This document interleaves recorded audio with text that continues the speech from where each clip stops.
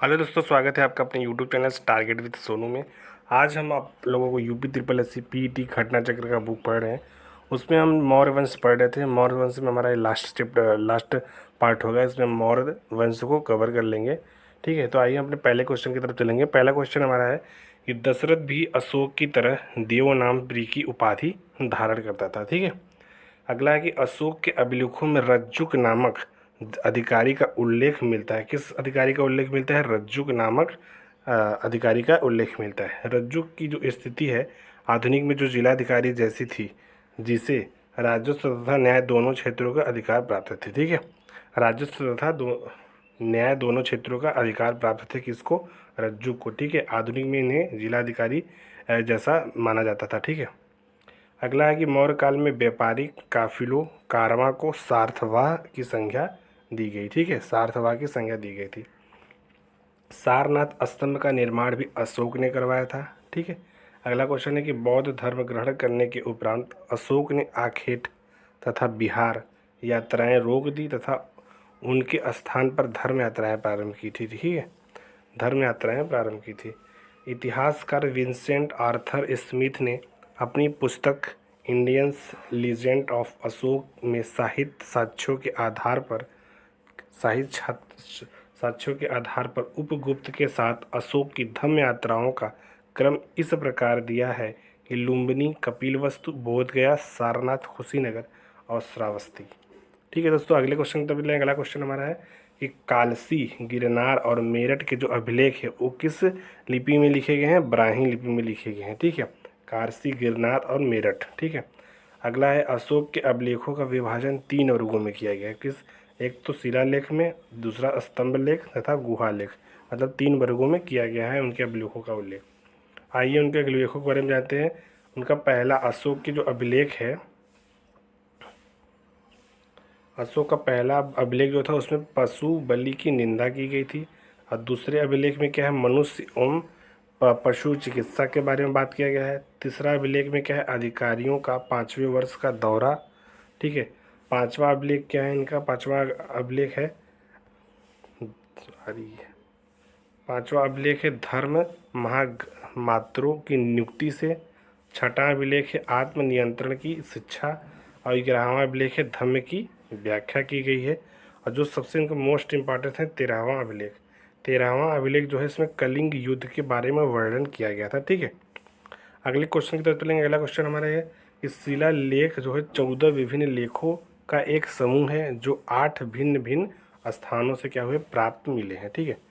अगला है कि प्रमुख भारतीय दर्शन एवं उनके संस्थापक कौन कौन से हैं? तो यहाँ पे दर्शन के बारे में दिया है, जैसे कि ज्ञान दर्शन के संस्थापक महर्षि गौतम है। सांख्य दर्शन के संस्थापक कौन है? महर्षि कपिल है। और मीमांसा दर्शन के संस्थापक महर्षि जैमिनी। और योग दर्शन के पतंजलि हैं। और वैशेषिक दर्शन के महर्षि कणाद माने जाते हैं। ठीक है। अगले क्वेश्चन की तरफ चलेंगे। अगला क्वेश्चन है कि अशोक के अधिकांश अभिलेख जो है प्राकृतिक भाषा एवं ब्राह्मी लिपि में लिखे गए हैं। केवल 2 अभिलेख जो है शाहबाजगढ़ी एवं सेहरा की लिपि ब्राह्मी न होकर क्या है? खरोष्टी लिपि है। ठीक है। अगले क्वेश्चन तो अगला क्वेश्चन हमारा है, अगला क्वेश्चन दोस्तों हमारा है कि तक्षशिला से अरमाइक लिपि लिखा गया एक क्या मिला है? भग्न अभिलेख। क्या मिला है? एक भग्न अभिलेख मिला है। शरेकुना नामक स्थान से यूनानी तथा अरमाइक लिपियों में लिखा गया द्विभाषी यूनानी एवं सीरियाई भाषा में अभिलेख तथा लंघमान नामक स्थान से अरमाइक लिपि में लिखा गया अशोक का अभिलेख प्राप्त हुआ है। अगले क्वेश्चन से पहले अगला क्वेश्चन हमारा है कि जेम्स प्रिंसेस को अशोक के अभिलेखों को पढ़ने का श्रेय हासिल किया।